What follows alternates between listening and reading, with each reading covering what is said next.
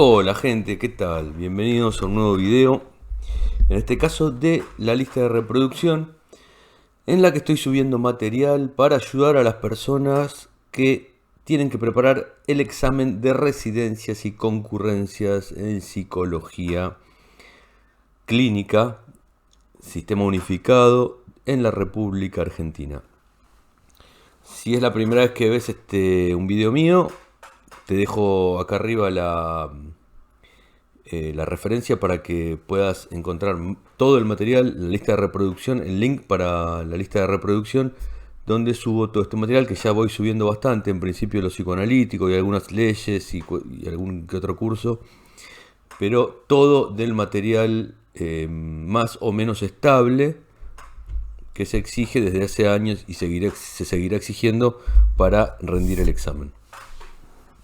La forma de trabajar es, básicamente, bueno, hago una lectura, una reflexión, un comentario breve, como para que te sirva de introducción, y cuando vayas al texto te sea más amigable, te sea más fácil de leer y de memorizar y de completar lo que yo no dije acá, ¿sí? Lo puedes usar como quieras, las veces que quieras lo puedes escuchar y bueno, tiene las ventajas que aporta el uso de esta red social. Muy bien, hoy vamos a trabajar entonces con intervenciones sobre la transferencia, un texto de 1951 de Lacan, clásico, texto clásico, ¿sí? Muy interesante, está muy bueno el texto, lo publica Lacan cuando publica sus escritos en 1966 y lo vamos a trabajar. Como es un texto de 1951, bueno, la concepción de Lacan sobre el psicoanálisis en general, si bien está dentro de los parámetros de cuál es su posición al respecto, digamos, tiene todo, está teñido de todo los temas que iba trabajando en ese momento, ¿no? Con lo cual, en este caso, vamos a simplemente trabajar el texto como una lectura del material que les van a pedir y sobre el cual van a tener que responder respuestas en un examen choice, ¿sí? Fíjense cómo empieza, ¿no? El texto con una frase muy reveladora por demás. Miren lo que dice. Dice, aquí estamos todavía en lo de amaestrar las orejas para el término sujeto. Con lo cual ya está diciendo mucho. En la primera oración está diciendo que están trabajando ya, siguen trabajando en lo de preparar el terreno, amaestrar las orejas para entender el término sujeto de acuerdo al planteo, que es el de Lacan, ¿verdad?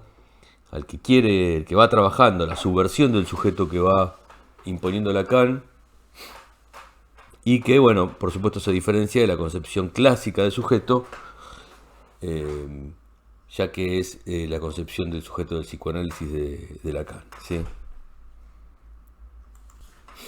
Así que vamos a guiarnos, tengo un choice acá que recorre todo el texto, abordando casi todos los espacios del mismo, que nos va a servir como guía. Yo lo enriquezco, le aporto valor haciendo comentarios y lectura del material en sí, desde el cual parten estas preguntas, que es un choice de los que circulan para estudiar, lo pueden encontrar en cualquier parte de la web si lo buscan. Son los choice que circulan de los distintos cursos que hay y sobre los distintos textos, ¿sí? Bueno, la primera pregunta que tengo acá es la siguiente. Y se refiere directamente a los primeros párrafos, la primera página del texto de Lacan, intervención sobre la transferencia, y dice así. Según Lacan, en Intervención sobre la transferencia, ¿de qué se trata el efecto Zeigarnik? ¿De qué se trata el efecto Zeigarnik? Bueno, la respuesta es que el efecto Zeigarnik se trata del efecto psicológico que se produce por una tarea inconclusa cuando deja una gestalt en suspenso, ¿sí? Está explicado al pie de página que se trata puntualmente de la necesidad sentida de dar a una frase musical, toma la metáfora musical, su acorde resolutivo, con lo cual se trata de el efecto psicológico Zeigarnik, que se produce cuando una tarea queda inconclusa y deja una que está en suspenso. Se trata de la necesidad sentida de concluirla, la frase. Chan, chan, ¿sí? Como se produce en música cuando queda en la punta, como se diría, queda un tono en la punta de la lengua y produce la necesidad de concluir con eso. Entonces, ese es el efecto Zeigarnik, ¿sí? Que parece ser que, dice Lacan que... Bueno, sigamos con la segunda pregunta. ¿Qué observa su colega? Dice, según Lacan en este texto, ¿qué observa su colega en relación al efecto Zeigarnik y a la transferencia?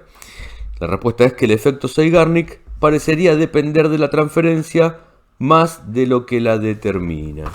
Claro, dice que empieza el texto haciendo este comentario sobre un colega X, que para este colega X parecería que el efecto Zeigarnik, por su observación del efecto Zeigarnik, parecería depender de la transferencia más de lo que la determina. Ha introducido lo que podríamos llamar los hechos de resistencia a la experiencia psicotécnica. Su alcance consiste en poner de relieve la primacía de la relación de sujeto a sujeto en todas las reacciones del individuo, en cuanto que son humanas, la dominancia de esta relación en toda puesta a prueba de las disposiciones individuales, ya se trate de una prueba definida por las condiciones de una tarea o una situación. Bueno, dice entonces ahí en el primer párrafo que para este colega la transferencia tiene que ver con el efecto Zeigarnik, ¿verdad? O que el efecto Zeigarnik explicaría, daría cuenta de la transferencia. Seguimos. Según Lacan, en este texto, ¿qué debe comprenderse en lo que hace a la experiencia psicoanalítica? Bueno, para pensar esta afirmación del colega anterior, Lacan parte de este supuesto. Hay que comprender que la experiencia psicoanalítica se desarrolla entera en esa relación de sujeto a sujeto, ¿sí? Se desarrolla en este momento del trabajo de Lacan. La experiencia psicoanalítica se desarrolla entera en la relación de sujeto a sujeto. Con lo que quiere decir que... lo que quiere decir que se desarrolla en esta relación de sujeto a sujeto es que conserva una dimensión irreductible a toda psicología, ¿sí? Considerada como una objetivación de ciertas propiedades del individuo. O sea, es una distinción Lacan de lo que sucede en este espacio que se produce entre sujeto y sujeto, y lo diferencia, lo entiende como irreductible a toda psicología, ¿sí? En tanto se la considere como una objetivación de ciertas propiedades del individuo, ¿sí? Por ejemplo, el concepto de personalidad en psicología tiene que ver con determinado conjunto de objetivaciones en el individuo que se pueden encontrar. Entonces dice que lo que pasa en el psicoanálisis debe entenderse en tanto aquello que sucede en la relación sujeto a sujeto. Después lo elaborará de otra manera, pero bueno, en este momento está diciendo, lo piensa y lo transmite de esta manera, ¿no? Es lo que pasa entre sujeto y sujeto, únicamente en la relación entre sujeto y sujeto, lo que determina el campo del psicoanálisis, lo que pasa en un psicoanálisis. Continuamos. Lo que dice luego es que en un psicoanálisis, en efecto, el sujeto, hablando con propiedad, se constituye por un discurso donde la mera presencia del psicoanalista aporta, antes de toda intervención, la dimensión del diálogo. Esto es importante también, ¿no? Porque dice que la presencia del psicoanalista, antes que cualquier tipo de intervención que realice, ya de por sí y en sí mismo aporta la dimensión del diálogo, ¿sí? Una apertura en la que habilita, al aportar la dimensión del diálogo, está habilitando a que este diálogo se produzca, ¿sí? O sea, lo facilita la dimensión del diálogo, de acuerdo a lo que dice acá Lacan, en en el psicoanálisis. Después, bueno, veremos si ese diálogo, si bien va dirigido al psicoanalista, bueno, por medio de la transferencia se dirige a otros. Pero no importa. En este momento lo que está diciendo es que en un psicoanálisis, en efecto, el sujeto se constituye por un discurso, el discurso del psicoanálisis, donde la mera presencia del psicoanalista aporta, antes que toda intervención, aporta la dimensión del diálogo. ¿Sí? Eso es lo primero que aporta el psicoanalista antes de que haga cualquier tipo de intervención. Que eso no necesariamente sucede, por ejemplo, en una consulta médica. Ustedes saben, y tal vez menos en una consulta médica actual del siglo XXI. Ustedes saben que muchas veces uno se presenta a la consulta médica, supongamos que va por su prepaga, por su cobertura médica, y lo que menos aporta la presencia del clínico es la dimensión del diálogo, ¿no? O sea, a lo sumo se pone en la posición de escribir en la computadora y dice sí, dígame. Hasta que después lo revisa, pero digamos, no hay una interacción, digamos, la dimensión del diálogo no la aporta el clínico, la actitud de su presencia no habilita esa posibilidad, digamos, de por sí. En cambio, en el psicoanálisis, acá indica Lacan que sí, que primero que nada está el aporte de la dimensión del diálogo. La siguiente pregunta es, según Lacan, en Intervenciones sobre la transferencia, ¿qué es el psicoanálisis? No, perdón, ¿cómo se constituye el sujeto? ¿Cómo se constituye el sujeto? Según Lacan, en este texto, ¿cómo se constituye el sujeto? Ya lo hemos dicho, se constituye por un discurso, ¿sí? Por un discurso donde la mera presencia del psicoanálisis aporta la dimensión del diálogo, ¿sí? O sea que es por un discurso. Esto coincide plenamente con los desarrollos de Lacan de 1969, ya en el seminario 17, cuando presenta los 4 discursos. Después vamos a ver, tenemos una clase para releer del seminario 17, para estudiar del seminario 17, un fragmento de esa clase, de ese libro, de ese seminario. Ya en ese momento, todavía en ese momento sigue planteando que el psicoanálisis se instaura por medio de la conformación del discurso, ¿sí? De un discurso que es el del psicoanálisis. Bueno, acá el sujeto se constituye por un discurso, ¿sí? Bueno, siguiente. Según Lacan, en Intervenciones sobre la transferencia, ¿qué es el psicoanálisis? Es una experiencia dialéctica. El psicoanálisis, para Lacan, en este texto, concepción que creo que perdura a lo largo de toda su enseñanza, el psicoanálisis es una experiencia dialéctica, ¿sí? Vamos a leerlo. Dice,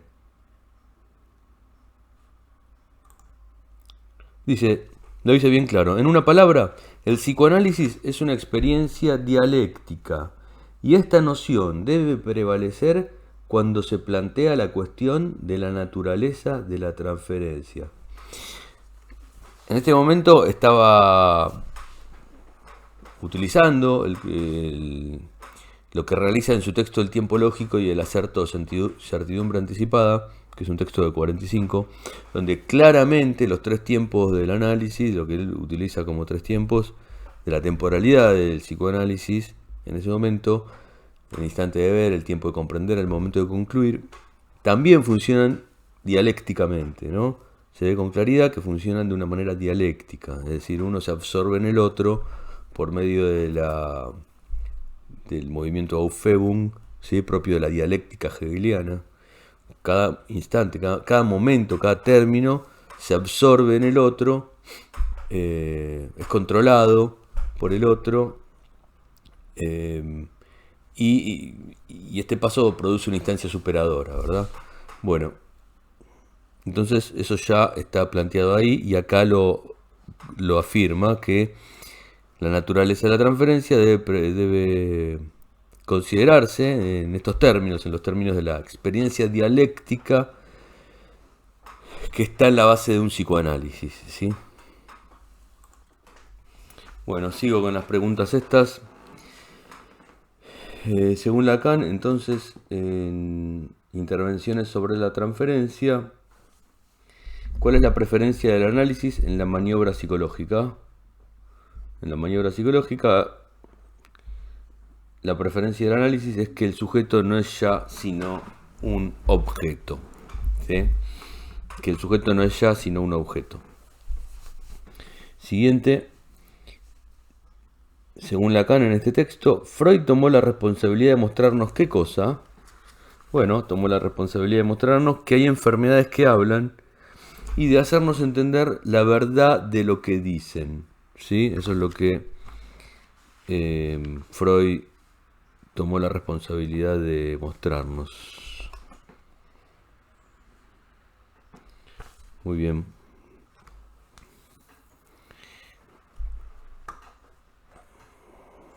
También que hay un nuevo tipo de enajenación del hombre, el que pasará a la realidad. Vamos a leer brevemente el fragmento. Claro, eso lo dice en función de el homo psicologicus, cuyo peligro denuncia en la selección de técnicas que tendrían todo el alcance formativo propio de los ritos. Se está refiriendo entonces a esta denuncia que realiza del psicologismo, un psicologismo extremo, en el que no sería nada más que un tipo nuevo de alienación del hombre lo que va a pasar a la realidad. Está haciendo su crítica y oponiendo la psicología del psicoanálisis. Muy bien, continuamos entonces. Según Lacan, en Intervenciones sobre la transferencia, ¿por qué toma el caso Dora? Para dar cuenta en este texto de lo que tiene para decir.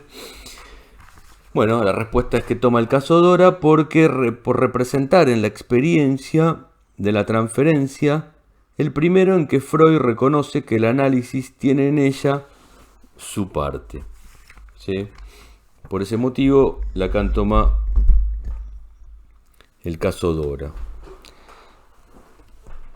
Porque representa en la experiencia de la transferencia el primero que Freud reconoce que el análisis tiene en ella su parte. ¿Sí? Muy bien. Según Lacan, en Intervenciones sobre la transferencia, ¿qué es notable que nadie haya subrayado en el caso de Dora?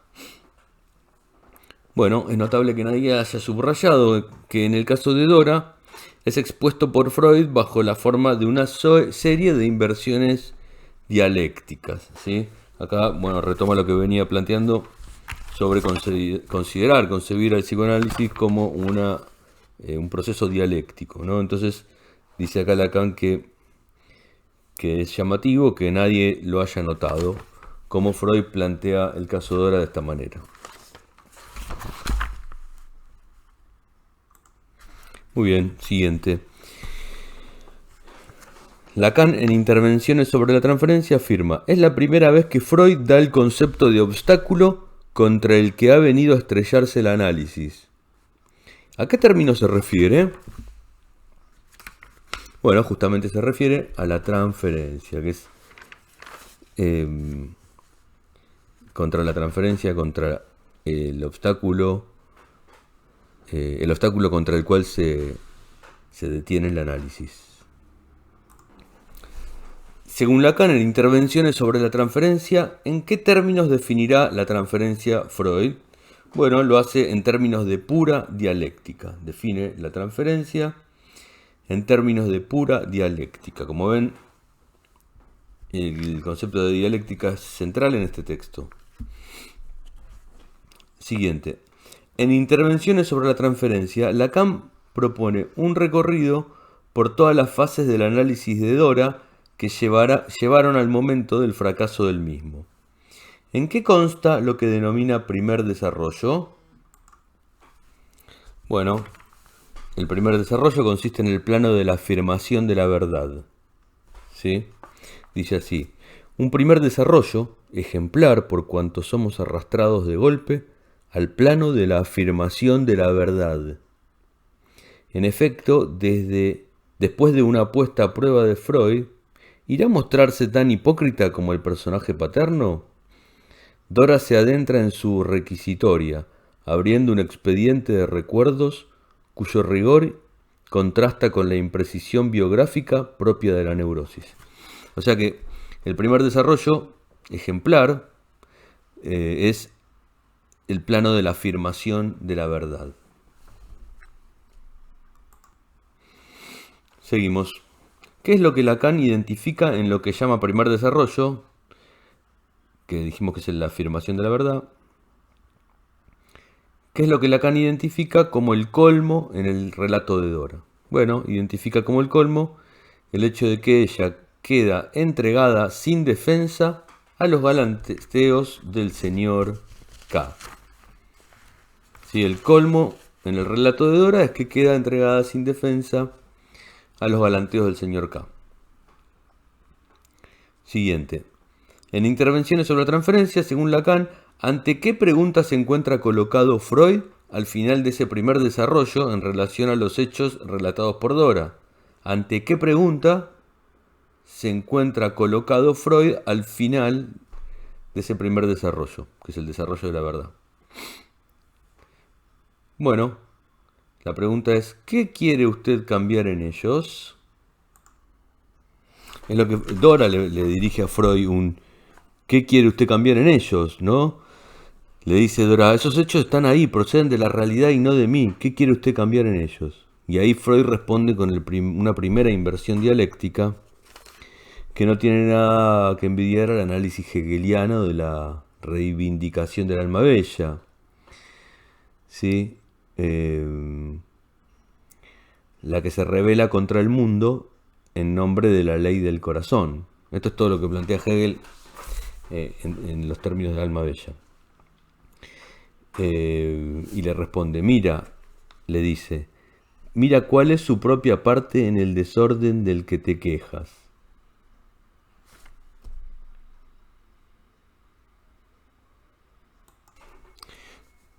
Ante esa intervención, esa escansión del discurso, ¿sí? Ahí parte un segundo desarrollo de la verdad que vamos a ilustrar en la próxima pregunta, que dice así. ¿Qué devela el segundo desarrollo de la verdad por parte de Dora, luego de la primera escansión en su discurso, efectuada por Freud, según señala Lacan en este texto?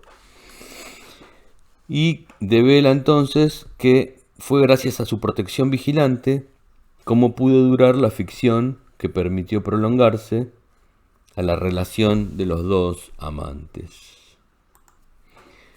Que dice así el texto, dice un segundo desarrollo de verdad, es decir, que parte después de la escansión que realiza Freud en el discurso de Dora, un segundo desarrollo de la verdad, a saber, que no es solo por el silencio, sino gracias a la complicidad de Dora, bajo su protección y vigilante, cómo pudo durar la ficción que permitió prolongarse a la relación de los dos amantes. O sea que el segundo desarrollo de la verdad tiene que ver con, efectivamente, con eso, ¿no?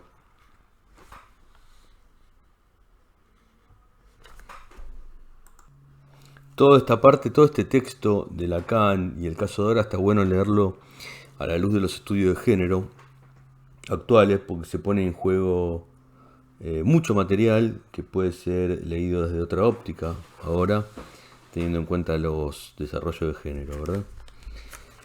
Bueno, seguimos. ¿Cómo se revela constituida la relación edípica en Dora? Bueno, se revela constituida por una identificación al padre. La relación edípica en Dora aparece constituida por una identificación al padre. Seguimos. Según Lacan, en Intervención sobre la transferencia, ¿dónde se visualiza la identificación de Dora? Esta identificación al padre edípica en Dora se visualiza en todos los síntomas de conversión presentados. Siguiente. Según Lacan, en Intervenciones sobre la transferencia, los celos que sitúan la segunda inversión dialéctica ¿de qué dan cuenta? La segunda inversión dialéctica, entonces, están en relación con los celos, ¿no? Los celos sitúan la segunda inversión dialéctica y tienen que ver con lo siguiente: enmascara un interés hacia la persona del sujeto rival. Vamos a ver cómo lo dice en el texto. Dice así: la segunda inversión dialéctica, que Freud opera con la observación de que no es aquí el objeto pretendido de los celos el que da su verdadero motivo, sino que enmascara un interés hacia la persona del sujeto rival, interés cuya naturaleza, mucho menos asimilable al discurso común, no puede expresarse en él sino bajo esa forma invertida. Es decir, lo que interpreta Freud es que los celos hacia el padre no se dirigen al padre, ¿sí? No es el motivo ese, sino que enmascara un interés hacia la persona rival, ¿sí? Y este interés es de una naturaleza mucho menos asimilable al discurso común, y por ese motivo justamente es que tiene que expresarse de una manera trastornada, invertida, ¿sí? De donde parte un tercer desarrollo de la verdad, ¿sí? Que es la atracción fascinada de Dora hacia la señora K. Cuando dice, por ejemplo, su cuerpo blanquísimo. Las confidencias que recibe hasta un punto que quedará sin sondear sobre el estado de sus relaciones con su marido, el hecho patente de que sus intercambios de buenos oficios, como mutuas embajadoras de sus deseos respectivos ante el padre de Dora. Es decir, de ahí parte ya la tercera inversión dialéctica, en el caso de Dora, que parte del valor real del objeto, que es la señora K para Dora. El objeto de interés de Dora es la señora K, el objeto real. Por lo tanto, de ahí parte la tercera inversión dialéctica. Y continuamos con la próxima pregunta. Según Lacan, en Intervenciones sobre la transferencia, ¿dónde aparece sin velos el valor real de objeto, que es la señora K para Dora? Y dice que esto se ve con claridad, sin velos, en el segundo sueño. Muy bien. Siguiente pregunta.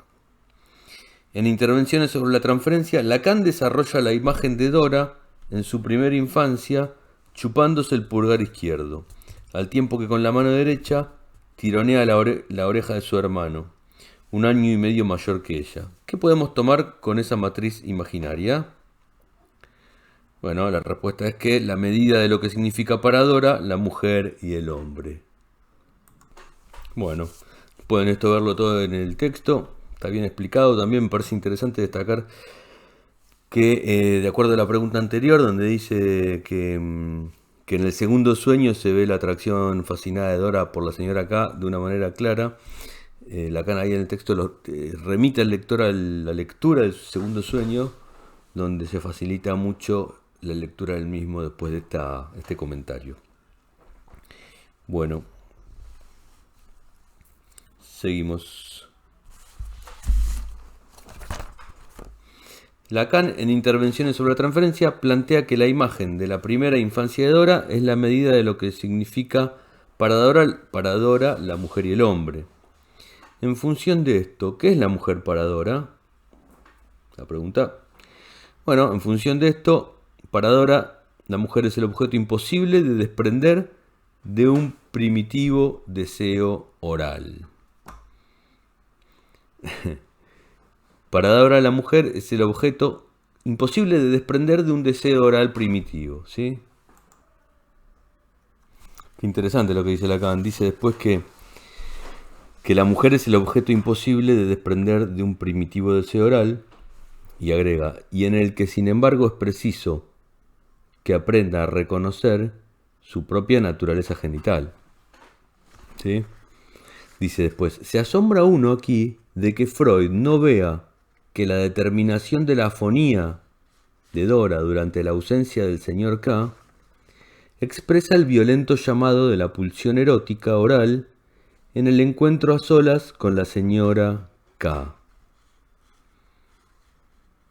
sin que haya necesidad de invocar la percepción de la felatio sufrida por el padre. Cuando cada quien sabe que el cunilingus es el artificio más comúnmente adoptado por los señores con fortuna, a quienes empiezan a abandonar sus fuerzas. ¿Sí?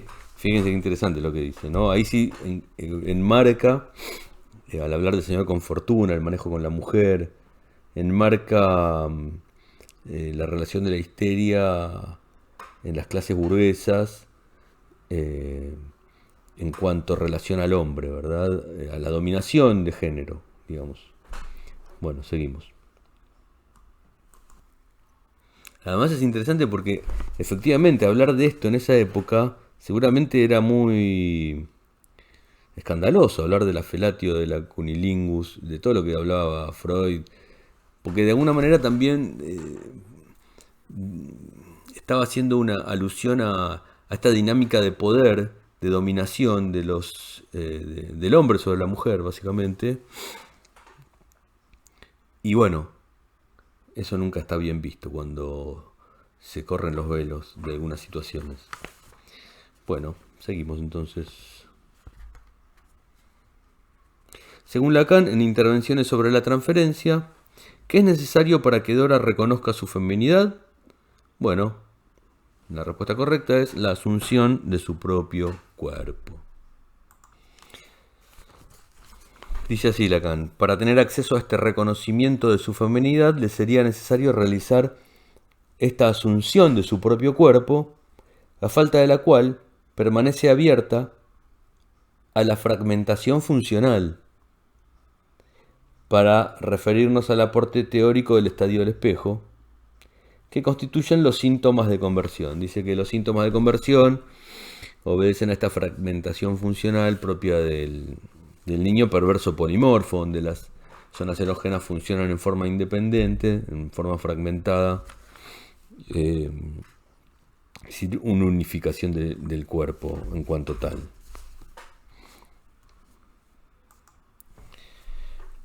Siguiente. Según Lacan, en Intervenciones sobre la transferencia, ¿cuál es el único expediente que tiene Dora para realizar la condición de asunción de su propio cuerpo? Justamente, ¿cuál es el único expediente que tiene para hacerlo? Y es el compañero masculino. El compañero masculino. Por eso es que Dora se ha identificado con el señor K, tal como está identificándose con Freud mismo, ¿sí? Eso es lo que dice Lacan. Y seguimos. Según Lacan, en este texto, ¿cómo llama la identificación en donde el sujeto se reconoce como yo? En línea con esto, le dice, Lacan dice acá que es alienación primordial la que le permite que el sujeto se reconoce como yo, como ye. Y luego pregunta entonces, ya lo hemos dicho, a quién se identifica Dora, y es al señor K y a Freud, ¿sí?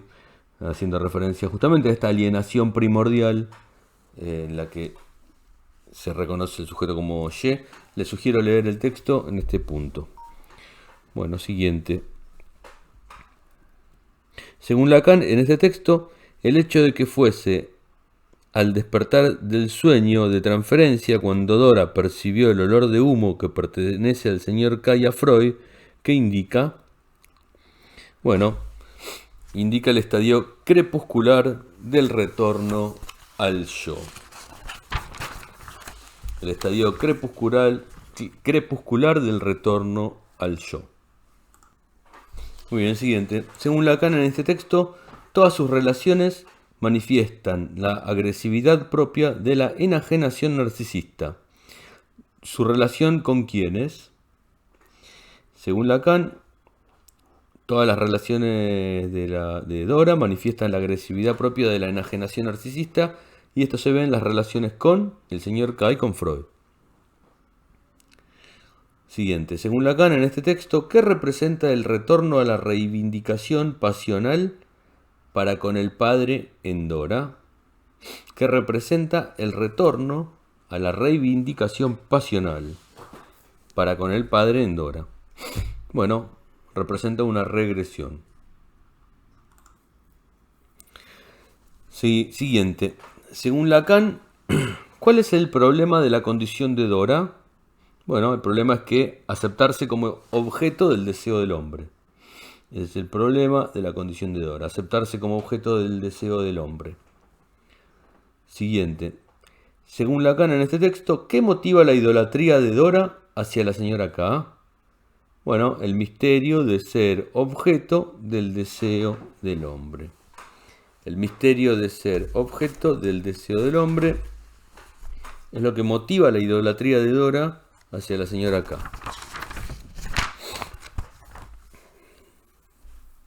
Siguiente.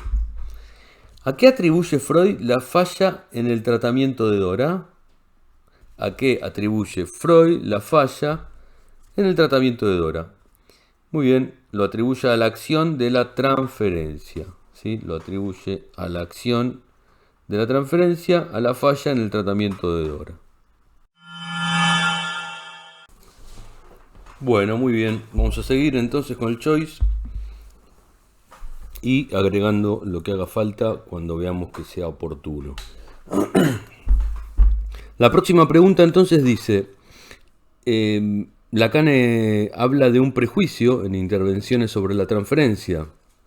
¿Qué lo lleva a considerar a Freud este prejuicio, falseando en su comienzo la concepción del complejo de Edipo? La respuesta es, bueno, la pregunta nuevamente, ¿qué lo lleva a considerar a Freud este prejuicio, falseando en su comienzo la concepción del complejo de Edipo? Bueno, la respuesta es que lo lleva a considerar como natural y no como normativa la prevalencia del personaje paterno.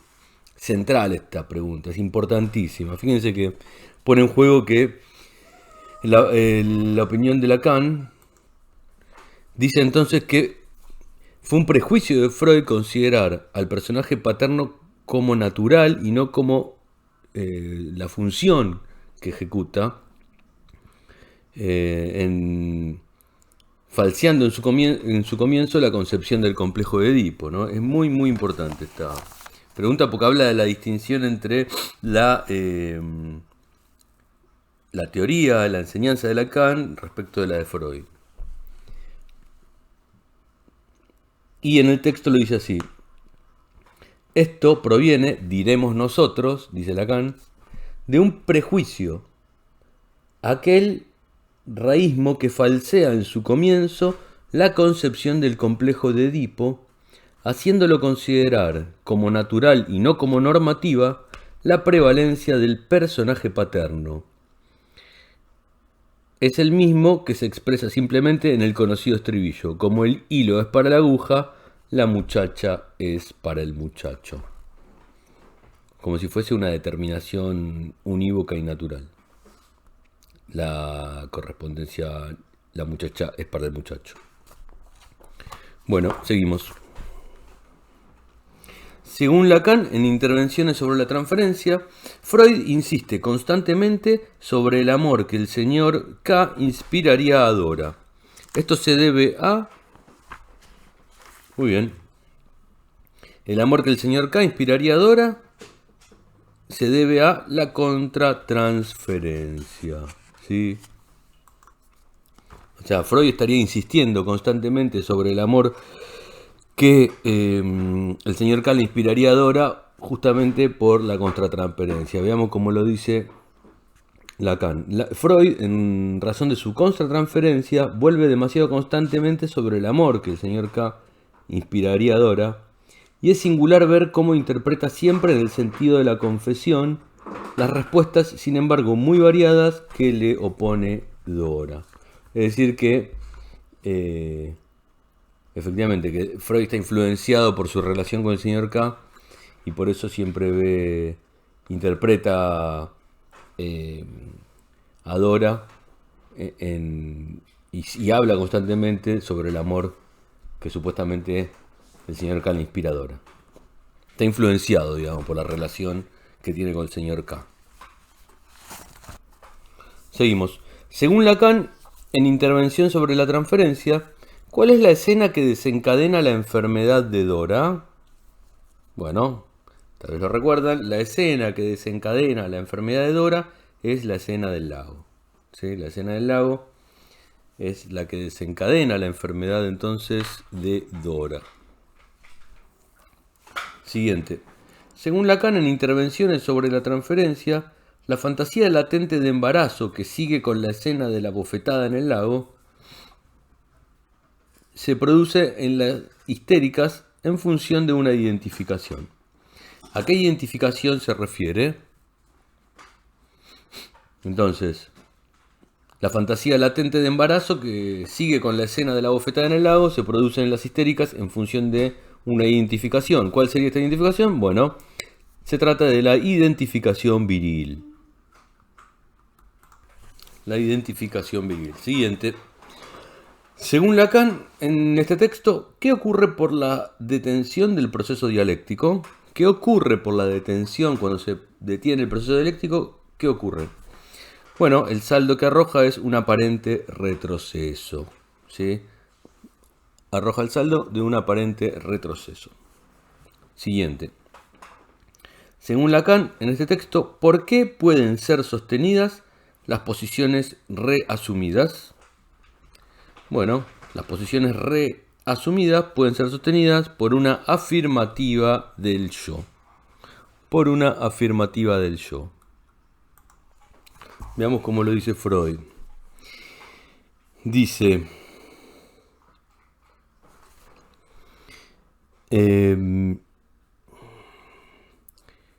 dice entonces, la sedación de sus síntomas, obtenida en la segunda fase de su cura, se ha mantenido sin embargo. Así, la detención del proceso dialéctico arroja como saldo un aparente retroceso. ¿Sí? Esto es lo que veníamos diciendo. Pero las posiciones reasumidas no pueden ser sostenidas sino por una afirmación del yo, que puede ser considerada como un progreso.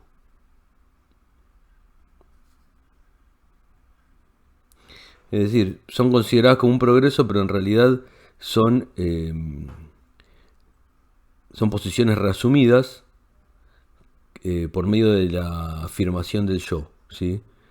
Y pueden ser consideradas como un progreso, pero no lo son, ¿sí? Ya que surgen a partir de una detención del proceso dialéctico. Entonces continúa, vamos a leerlo, porque igual son las próximas preguntas.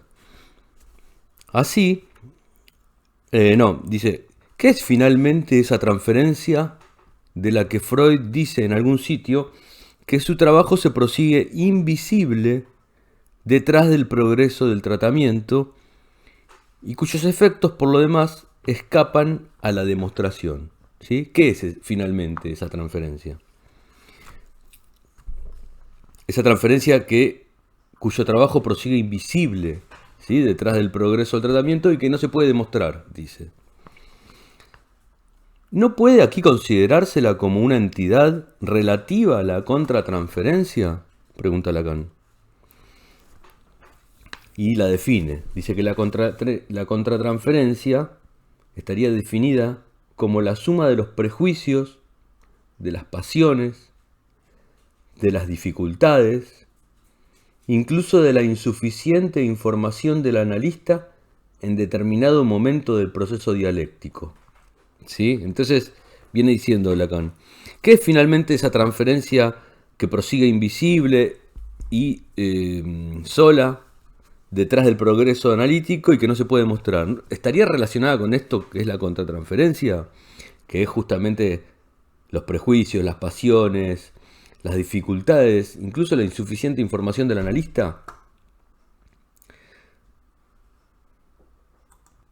Bueno, entonces un poquito después dice, entonces, dicho de otra manera, la transferencia no es nada real en el sujeto, sino la aparición en un momento de estancamiento de la dialéctica analítica de los modos permanentes según los cuales constituye sus objetos. ¿Se dan cuenta? Es importantísimo lo que dice, cómo la piensa. Piensa que es la aparición de los modos permanentes según los cuales el sujeto constituye sus objetos que se da ni más ni menos que en un momento de estancamiento de la dialéctica analítica. ¿Sí? Eso es la transferencia. ¿Y qué es entonces interpretar la transferencia? ¿En qué consiste para Lacan en este texto interpretar la transferencia? Dice así, dice, no otra cosa que llenar con un engaño el vacío de ese punto muerto que se produce cuando se detiene el proceso analítico, dialéctico, la dialéctica analítica. Interpretar la transferencia no es otra cosa que llenar con un engaño el vacío de ese punto muerto. Pero este engaño es útil, pues, aunque falaz, vuelve a lanzar el proceso. Relanza el proceso analítico, lo pone en movimiento, dinamiza, pone a funcionar nuevamente el proceso dialéctico, según el cual entiende Lacan al proceso analítico. Así, dice Lacan, la transferencia no remite a ninguna propiedad misteriosa de la afectividad. ¿Sí? No hay nada misterioso en esto de la transferencia. No remite a ninguna propiedad misteriosa de la afectividad. E incluso cuando se delata bajo un aspecto de emoción, esta no toma su sentido sino en función del momento dialéctico en que se produce. O sea, incluso cuando tiene un aspecto de emoción, digamos, aún así toma su función del momento en el que se produce. Pero este momento es poco significativo, puesto que traduce comúnmente un error del analista, aunque solo fuese el de querer demasiado el bien del paciente, cuyo peligro ha denunciado muchas veces Freud mismo. Fíjense lo que dice, que importante, ¿no? Que el momento siempre está relacionado con un error del analista, incluso cuando éste se produzca por buena voluntad del analista que quiere el bien del paciente, ¿no? Que es un peligro ese que siempre muchas veces lo denunció Freud y él mismo lo denuncia en La dirección de la cura y los principios de su poder. Pueden releerlo. Así, la neutralidad analítica toma su sentido auténtico de la posición del puro dialéctico, que, sabiendo que todo lo que es real es racional, e inversamente, sabe que todo lo que existe, y hasta el mal contra el que lucha, es y seguirá siendo siempre equivalente en el nivel de su particularidad, y que no hay progreso para el sujeto si no es por la integración a que llega de su posición en lo universal, técnicamente por la proyección de su pasado en un discurso en devenir.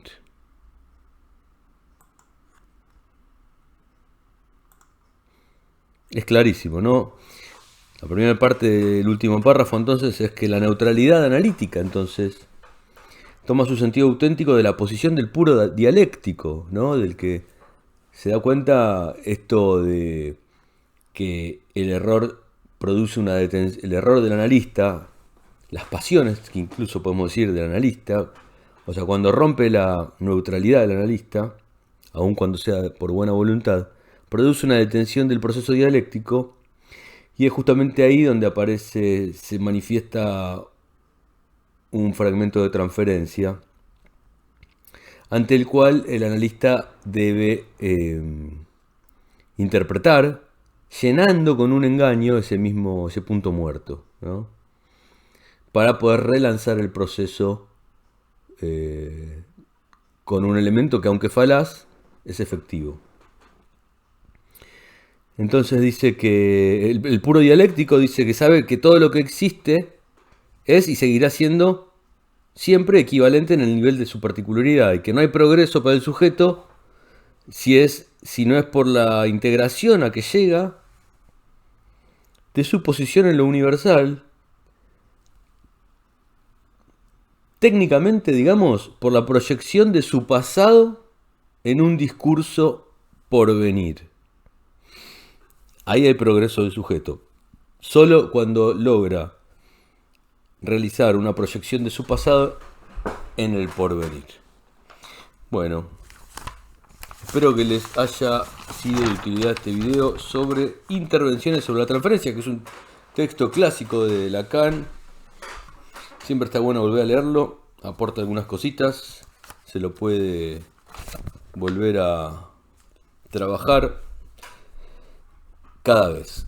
Y bueno, integrarlo en un discurso por venir también.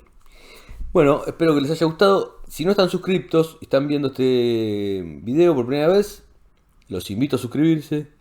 Yo voy a seguir subiendo el material. Una vez que termine con el material de psicoanálisis más duro, es decir, Freud y Lacan, seguiré con el material de los otros autores.